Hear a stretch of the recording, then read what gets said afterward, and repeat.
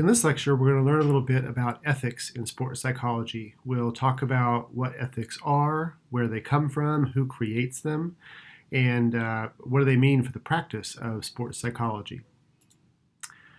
So what are ethics? At least in this context, we're talking about professional ethics. Ethics are an expression of societal, personal, and professional values that serve as a guide to conduct. Ethical codes that are written down ethics are created by organizations of professionals. So folks come together to write down what their shared values are and their protection of society. And they write down these guides for what they agree should be the guide to the behavior of people within that profession. As a result, they are human and political, and so sometimes they may even seem conflictual or strange, as most things are that are created by committees. Ethics and ethical codes are designed to protect both the public and the profession. They're designed to help the public understand what is appropriate conduct for professionals within a given discipline, and to protect the profession, and particularly the reputation of the profession within the public, to make sure that all working within that profession are going to have a reputable profession to represent that will allow them to find and continue work. Now, ethics and ethical codes are not the same thing as laws, and they're not necessarily always all about rules. Most of what ethical codes are about are what we'd call aspirational in nature. They are about what are the values or the ideals that the profession should aspire to. You might think about that as thinking of a statement of we should all do something because that's our aspiration, our goal, versus thou shalt, which is kind of the way laws are written. You know, you must drive the speed limit. You must not park in the wrong parking spot, those sorts of things. Typically, the enforcement of ethical codes is much lighter than it is for laws, of course, and the most common consequence for ethical violations is a loss of membership within the professional organization that creates and maintains those ethical codes. In some cases, violations of ethical codes can result in loss of credentials or licensing as well, and we'll talk about some of those in a bit. So where do ethical codes come from, especially those that might guide sports psychology or the practice of sports psychology? Well, there's at least two places, in North America at least, where these codes come from. The American Psychological Association, or APA, and the Association for Applied Sports Psychology, or AASP, both of those publish and maintain ethical codes that are relevant to sports psychology. In APA, that code is called the Ethical Principles of Psychologists and Code of Conduct. In AASP, it's simply called a Code of Ethics. In both of these ethical codes apply exclusively to one population of folks, and that is people who are in membership in their organizations. So people who may call themselves sports psychologists who are not members of these organizations may not care about following these guidelines, and there'd be very little that the organizations could do about it. Now, it can be that credentialing agents like licensing boards, especially for psychologists in professional psychology, clinical counseling, or school, may expect confirmation with specific ethical codes. The state licensing boards that license psychologists typically expect their licensed psychologists to follow the APA Code of Ethics. Certified mental consultants within AASP are expected to follow the AASP Code of Ethics, and if they don't, they may lose that credential as well. Now, both of their ethical codes have a similar structure. They start with a preamble and an introduction that sort of lays out the purpose and the need for the ethical code. Then they typically have a group of principles that are really the overarching aspirational goals of the code, of what are the values this code is meant to represent, and it helps us interpret individual instances of behavior, whether or not they are consistent with those principles or not. And then lastly, both codes do have standards of practice, which are more like the rules of the road, the golden rules, if you will. They're really very specific guidance about specific behaviors in context. For example, they may reference how people in teaching context should treat students, how researchers should treat participants, or how consultants could treat their clients or those with whom they work. As far as the APA Ethics Code, it's quite a long document. You may have come across it in some other courses. I'll highlight just a few things that are particularly relevant to sports psychology. The APA Ethical Code has a principle of competence. They expect that psychologists stay within their bounds of training and expertise. One way this comes into play with sports psychology is if somebody were trained as a clinical psychologist and they just decided one day, because maybe they played sports in high school or they play sports now or they've coached a little bit, that makes them qualified to be a sports psychologist. And so they start advertising and recruiting clients as a sports psychologist. I believe the APA Ethical Code would say that's really not appropriate. Without some really rigorous training in an area and typically some supervised experience, you wouldn't be able to claim enough competence to practice in a new area.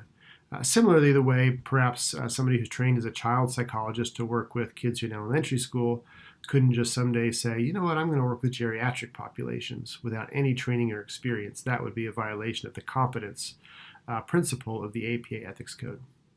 There's also a principle of confidentiality where psychologists are expected to respect the privacy of those with whom they work and maintain that confidentiality. We'll come back to that in a bit when we talk about some common ethical dilemmas. And then there's several other parts of the code that may be relevant that relate to research, training, teaching, and sports psychology for those who may work in those specific areas. Now, the AASP Code of Ethics is perhaps a lot more relevant in our context because it's written specifically for people who work in the discipline of sports psychology. The AASP Ethical Code lays out 6 principles. They have a similar expectation of competence as you find in the APA Code. They have a principle of integrity. They expect people in sports psychology to act with honesty in their work and integrity. Professional and scientific responsibility. We expect people in sports psychology to contribute to the growth of knowledge, to interact with other professionals, and participate in the discipline. They have a principle of respect for people's rights and dignities. One aspect of this principle is we expect sports psychologists to not engage in discriminatory behavior. The fifth is concern for others' welfare, and this really relates to the idea that the person working in sports psychology should always have first in their mind the welfare or the best interest of the individual with whom they're working, and not necessarily just themselves or perhaps the teams that they play on. And lastly, there's a principle of social responsibility that we expect sports psychology to contribute to the overall general social welfare, and nothing we do should make things worse for other people within society. And then the AASP code includes general ethical standards. These are those sort of rules of the road or standards of conduct that are more specific than the general principles. There are 26 in general. I won't bore you now with going over all of those in detail, but I encourage you to read through and be familiar with those. So why do we need ethics in sports psychology? Well, there's a number of common scenarios that can create ethical challenges for people working in sports psychology. First, we have to think about dual or conflicting roles. For example, imagine an individual who perhaps is a faculty member at a university and has student athletes in their class with whom they also consult in a sports psychology context at their practices or games. You can imagine the conflicts there between somebody who is grading you in a course versus encouraging you in your sport. There could be some real challenges there. One of the challenges I've encountered myself is questions about who is the client and whose welfare is most important. For example, if you are hired by a professional sports team or by a college athletic department to work with their athletes, who are you really working for? Are you working for the team or the agency or the company? Or are you working for the individual athletes? And there can sometimes be conflicts of whose welfare is most important at a given moment. For example, let's say you're a sports psychologist and you're working with an athlete and they're complaining to you about symptoms of concussion. And the big game is coming up this weekend and the coach really needs them in the game. That creates a real conflict in your mind of, well, whose welfare is most important? Is it the team and the outcomes of the events? And in that case, we might keep quiet and encourage this athlete to play, despite the fact it might put them in danger. Or is our welfare the individual athlete we're working with, and their health and well-being should be prominent? One of the things I found helpful in working in sports psychology is to always have that really clear up front before you get in these situations of whose welfare are you going to put in the front of your mind. I, of course, side with the individual athlete. There certainly can be issues of sexual attraction or sexual relationships. Everybody's human in sport, both sports psychology consultants as well as athletes, and there can be attraction and relationships begun. And those are almost always, if not always, inappropriate and should best be avoided for lots of possibly obvious reasons. Another one on here is the potential challenge of self-promotion versus privacy of clients. This is something I see a lot in sports psychology. You'll see a lot of people who work in sports psychology when they write books or magazine articles or in public speaking. They'll talk about the athletes with whom they've worked or the teams with whom they've worked. I've always felt a bit uneasy about that. That feels like you're valuing your own self-promotion over the privacy of those individuals with whom you work.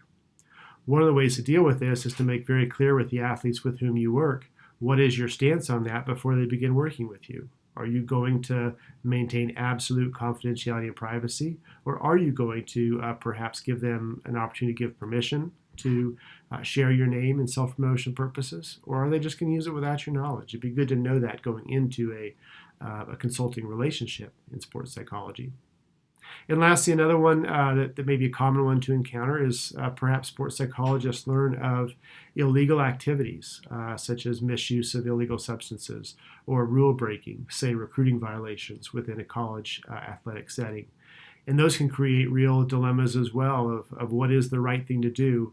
And again, an issue may come up of whose welfare is most important. Is it the individual or society or the university or the team itself that you want to most protect their welfare? So there's a number of ethical challenges. These are just a few of a sample where sports psychologists really need to be mindful of and knowledgeable about ethics, and ideally thoughtful on the front end to prevent some ethical dilemmas. So in conclusion, ethical standards are created by any organization of professionals to guide the behavior of those professionals.